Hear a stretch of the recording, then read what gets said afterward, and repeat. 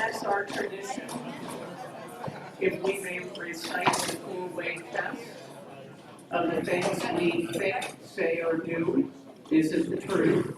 Is it fair to all concerned? Will it build goodwill and better friendships? Will it be beneficial to all concerned? President Lisa, thank you. Rotarians and guests, tourism in Lancaster County is big business, make no mistake. Several compelling numbers to tell you about. We attract about 8 million visitors each year. That generates about $2 billion, that's with a B, $2 billion in visitor spending annually. Tourism supports approximately 24,000 jobs in Lancaster County. And the economists tell us that tourism reduces the tax burden on each Lancaster County household by approximately $1,000. But tourism is a competitive business. We've got lots of rivals. Think about Gettysburg, Hershey, Poconos, and others. Discover Lancaster is formerly known as the Pennsylvania Dutch Convention and Visitors Bureau. That's how probably most of us remember the Tourism Bureau. And Discover Lancaster is the organization whose mission is to promote the county's tourism industry. Our speaker today is Kathleen Frankford, who is the president of Discover Lancaster. And Kathleen will describe the work of Discover Lancaster, its challenges, and how she views Discover Lancaster moving forward. So let's welcome Kathleen.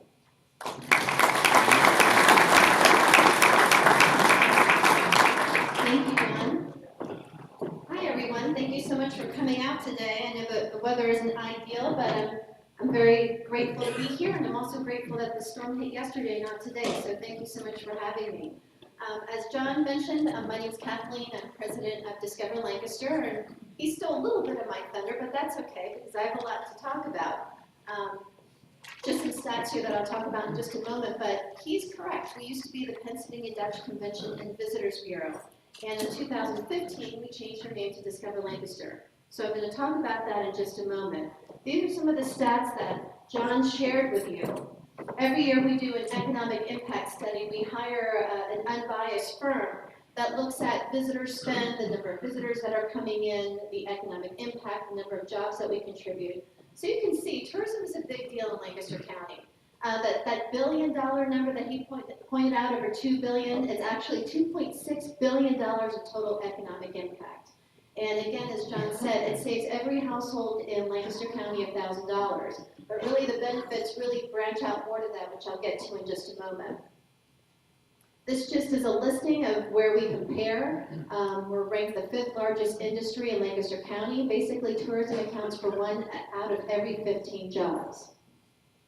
So this is something I just wanted to talk about a little bit. I don't know if you can read this, but essentially tourism is a circle of economic development.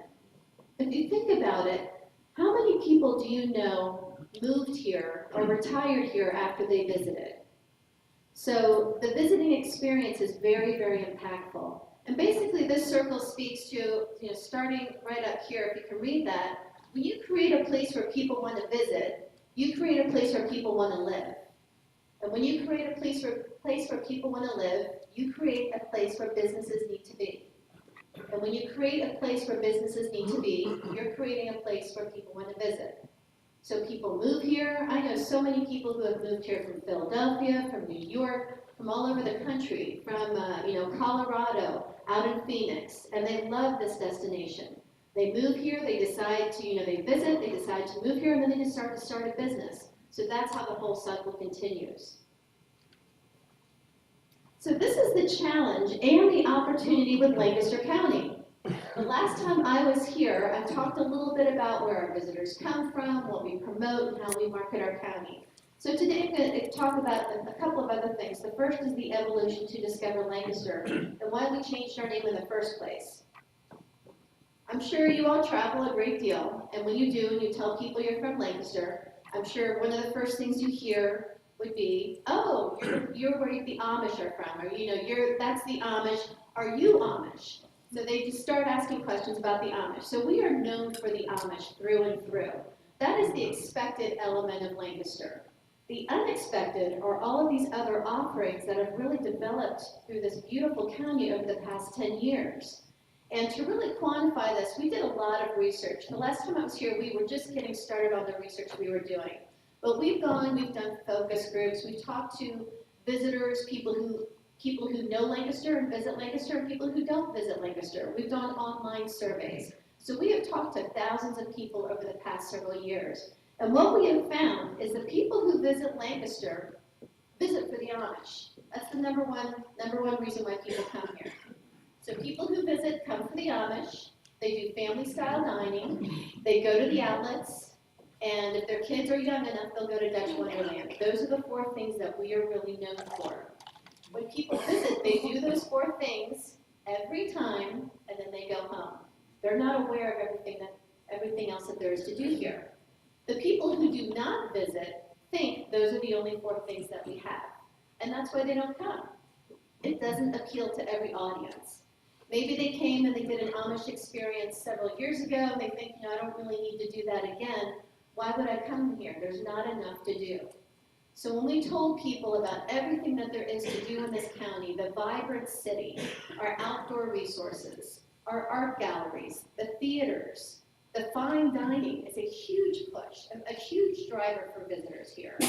The boutique shops, the walkable towns and villages such as Lidditz and Intercourse and Strasburg, that is very, very appealing to people. So as we were doing these focus groups, we were talking to, again, we did various markets because we draw from New York and Philadelphia, and the groups that we talked to who do not visit Lancaster County, we said to them, what is the likelihood that you'll visit? 100% no. Just no interest, does not appeal to me, there's nothing there that really interests me. When we told them about everything that there is to do here, when we showed them pictures, when we showed them our getaway guide, when we showed them our TV commercial, 80% of the people in that room were extremely enthusiastic about either researching us as a destination or visiting. So it will change perceptions. So that's why we changed the name from Pennsylvania Dutch Convention and Visitors Bureau to Discover Lancaster. Discover Lancaster really states our mission. We want to get people here, we want to generate awareness about everything that there is to do here, and we want to get them to discover all the unique parts of our destination. So we've been working with this tagline, discover the expected and the unexpected. Because make no mistake, we don't want to go away from promoting the Amish. That's our cornerstone of our brand, and that's what sets us apart from other destinations. But by promoting all of those other things, all of those other unexpected elements, we will drive more people here, and the people who do come here will stay longer. So it's really that blend of both that really makes us so special. So again, the broader appeal. Today you've got Amish and farmland. That's what we're really known for. But over here, this is our future. Amish, foodie, outdoor adventure, visual performing arts, the city, towns and villages, shopping, and farmland. And especially with changing demographics, with the millennials getting older, and make no mistake, they have a lot of money and they love to spend it on experiences. And they now represent the largest segment of the population. They now outnumber the baby boomers. These are all things that will appeal to millennials. These are all things that appeal to Gen Xers and even baby boomers. So not only do we have this to promote, which we'll continue to promote, we have all of these new markets. So that presents us with an amazing opportunity. Again, the research highlights that I talked about, and I know you can't see this, but this is the market feedback that we got. We asked people, what do you think of Lancaster before they saw any of our marketing materials? They came back and they said, they saw Lancaster as quaint but sleepy. They thought the only lodging available was mostly low-end or motels. A lot of people thought we were a dry town, which is very interesting. And again, they love the Amish, the outlets, Dutch Wonderland, and PA Dutch dining. After they saw our materials, after they saw our imagery, basically, they thought we were hip, active, and definitely worth a place to visit. So we're not super hipster here. We do have a blend of that. But think of Charleston. When you think of Charleston, South Carolina, your first reaction is probably, that sounds like a cool place to visit. That's what we want people to think of Lancaster. Not necessarily cutting edge, not something that we're not, but we want people to understand all of the wonderful things that there are to do in this destination. And that first thought, not to just be the Amish, but to think, I've got to get there, I've got to go there. People were delighted that there were more lodging, dining, and shopping options. And again, while Amish is the heart of the brand, there's so much more to do and experience. So this is the challenge. In order to generate awareness about a destination, you need to have the dollars to do so. And over the past several years, our marketing budget has been significantly cut. Not only because we lost state funding, but we lost a portion of our hotel tax several years ago. So you can see where our media spend was at one point in 2011. We were spending nearly $2 million a year. We were running TV spots in New York and Philadelphia. We had outdoor billboards all over the place, and we were doing some print advertising. Now you come down to 2016, where we're spending a little under $600,000 a year. So how does this stack up to our competitors? You can see up here at the top, you've got the Poconos and Hershey, both who are outspending us tenfold. This list of competitors that you see, we call this our competitive set. And basically, they draw from the same markets that we do, and they're also considered a getaway destination. So they're a place where people might go to get away for 3 or 4 days, not necessarily a week, and it's typically within driving distance. All of these destinations draw from the same markets that we do. And in our research, we ask people who come here and who potentially may come here, where else do you visit? And this is what they named. So you can see, look what they're spending up here. Ocean City, Maryland, make no mistake, the beach is a big competitor of ours because it's a great getaway destination. We're down here under $550,000 a year. For any of you that follow politics, there was some recent legislation that was passed last year that enabled the hotel tax, which I'm going to talk about in just a moment, to increase in various counties. So as you can see, 28 counties in Pennsylvania have recently increased their hotel tax. That's a pass-through tax, and those dollars are used to market various destinations. So when you travel and you get your hotel bill, you'll typically see, you'll see your funds, you'll see your room fee, you might see a resort fee, you'll see your state tax, and then you'll see something that's called a hotel tax. That hotel tax is what typically funds organizations such as ours and all of our competitors. It is a pass-through assessment. So 20 counties in Pennsylvania have increased their budgets. So spending is tight, and these destinations are seeing the value in destination marketing, and they're investing in their destinations. For those of you who have visited Hershey lately, they continue to upgrade the spa. They continue to reinvest in Hershey Park. They're going to be taking visitors from us if we don't do something about it and increase our spend. This is growth in hotel room demand, and essentially, this is the demand for rooms every year. So this is total number of rooms, and this is a figure that was basically compiled over the past 5 years. So it just shows how we're growing compared to our competitors. So you can see our demand growth over the past 5 years is 7%. That's not too bad. Now again, for some of those 5 years, we had a larger marketing spend, and that budget has been slowly decreasing over the past several years. But you can also see the average actually in our competitive set is down here, which is 9%. And when you look at the Poconos and you look at Hershey Harrisburg, they're growing at a rate of 12%. So our competition is growing at a higher rate than we are. And what will happen is the 7% will continue to go down, it'll level off, and eventually it will go downhill, and then we'll be in trouble. So just a couple case studies I just wanted to mention really quickly. There have been studies from all over the country of different destinations that have cut destination funding and what has happened. So just a couple of these. Pennsylvania, you probably all know Pennsylvania does not advertise the way that it used to, and it has really hurt visitation. So just a couple stats that I'm going to look at here just so that I can make sure I'm giving you the correct information. Tourism funding in Pennsylvania has decreased more than 85% since 2008. The state has experienced 16 and 17% declines, respectively, in day trip and overnight trip market share among its competitors, and has lost at least $7.7 billion in visitor spend. With Colorado lost funding in 1993. They lost 30% of their U.S. visitor market share, which translated to over $1.4 billion annually in lost revenues. And then another one that I'll just cite is Illinois.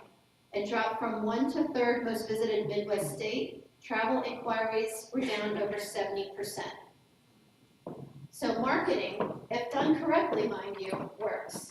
And studies show that in destinations where they lose funding, they lose market share, they lose visitors, and they lose economic impact in the destination.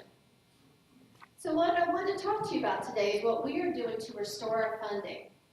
We have asked our county commissioners to increase the lodging excise tax from 1.1% to 3%. That's going to generate an additional $3 to $3.5 million that we can use to market Lancaster County. So again, I explained earlier, an excise tax is a pass-through assessment on a hotel room.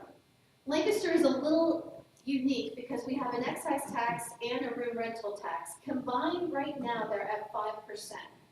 So when you go and you stay at a hotel in Lancaster County, you're paying that 5% and you're also paying the 6% state tax. So your total tax burden is 11%. If we are able to increase the excise tax, that is going to take it up to 12.9%. We've done a lot of research on this. You might think, well, wow, you're taking it from 11% to 12.9%, that's kind of big. How does that compare to our competitors? It really puts us right in line with our competitive set, the number of destinations that you've seen before. We did a lot of research to make sure that we weren't recommending something that would hurt the tourism industry. So we looked at numbers. We talked to other destination marketing organizations. We talked to 13 other destination marketing organizations who have done the same thing that we are doing. They've raised their hotel tax. And we asked them, what impact did it have on your visitation? For all of them, visitation went way up. Spending went way up. That's good for the economy. So why is the excise tax the optimal solution? It is paid by overnight visitors. It is not paid by Lancaster County residents. It is not paid by Lancaster County businesses.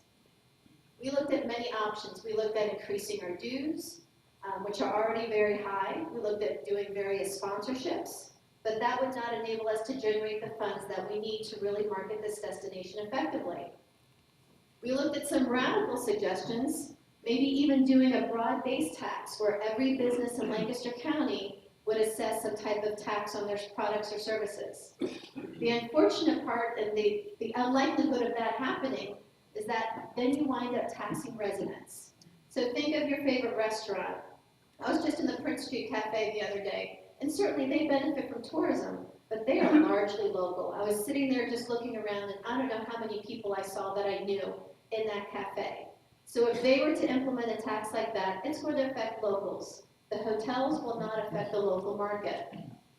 Average daily rate here has room to go. This is a term that's used in the hotel industry. Basically, your ADRs is your average rate that you charge throughout the year. So in terms of, is this increase going to hurt our daily rate? Is it going to hurt visitation? No, it will not. Lancaster is not a price-sensitive destination.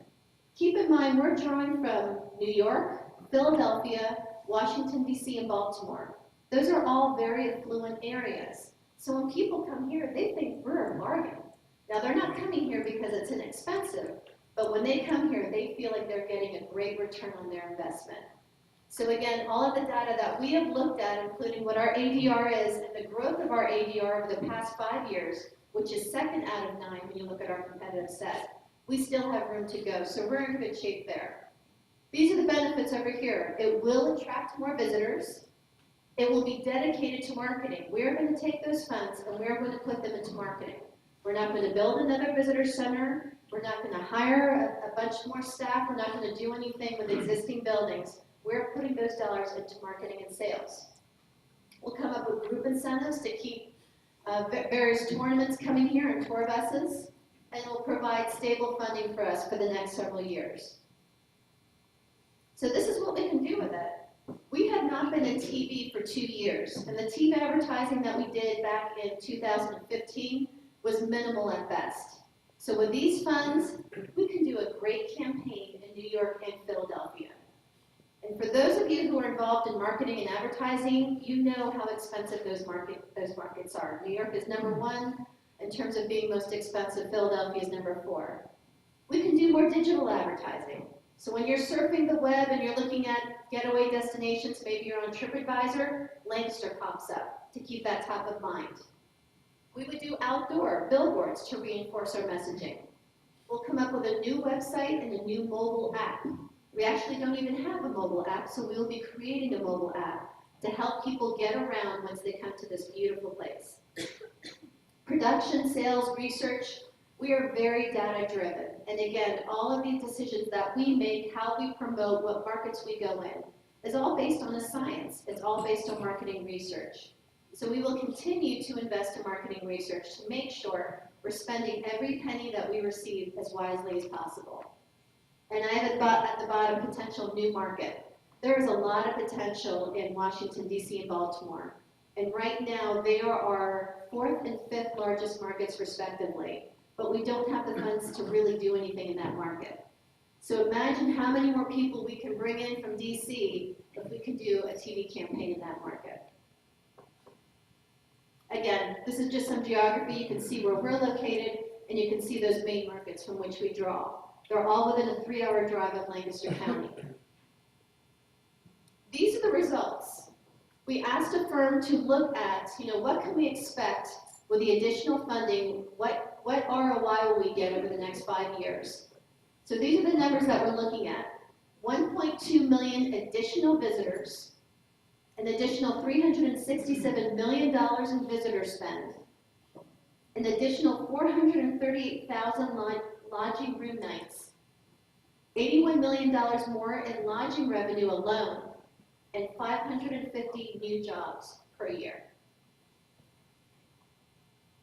These are our next steps. We are on this mass campaign to meet with as many members and hoteliers as possible because we want to explain what we're doing. We want to share the research that we have.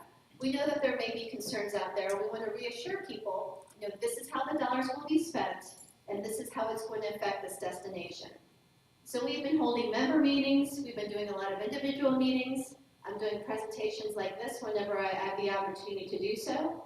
And we're reaching out. We're also talking to our county commissioners, of course, because it will be up to them to decide whether or not they increase this tax. And once again, I do want to stress, this is a pass-through tax. It's not going to affect any of you in this room. Actually, it will affect all of you in this room. It's going to enable us to provide more offerings in this area. If you think about this destination and everything that we have here, think about downtown and how that has grown over the past several years. That's because of tourism. That's because of the large events that have been coming into the convention center, the people who are coming in and they're spending money. Think of your favorite restaurant, think of your favorite boutique shop. A lot of those businesses would not be sustainable without tourism. It affects so much more than visitors. It affects people who live here and people who work here as well. So I will have some time for questions, but I do just want to point out that my email address is right here. And you can also find me on our website, discoverlancaster.com. Please do not hesitate to contact me directly if you do have any questions. But before I close, I'm just going to show a brief video and then I'll open it up to questions.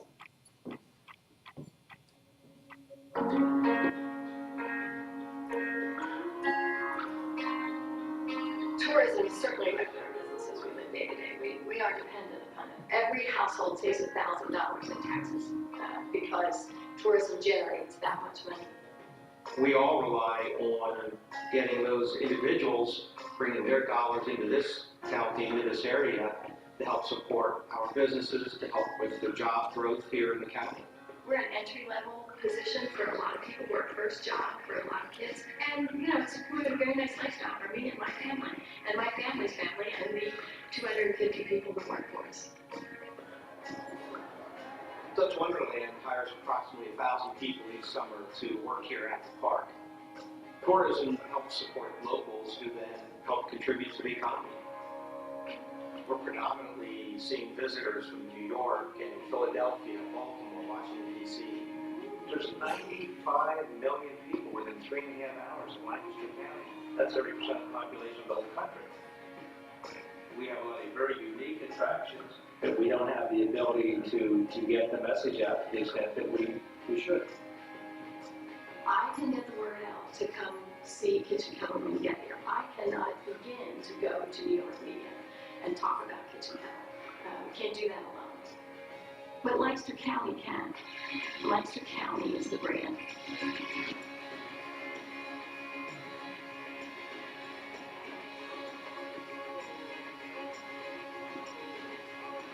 The value in more exposure, more awareness will far, far, I believe, outweigh a couple percent change in tax. Tax increase should bring more people in from these outer markets who spend money here. We'll see more room nights, I think we'll have more customers, more money spent in restaurants. more jobs. It's important if we want to see this county continue to thrive. Thank you.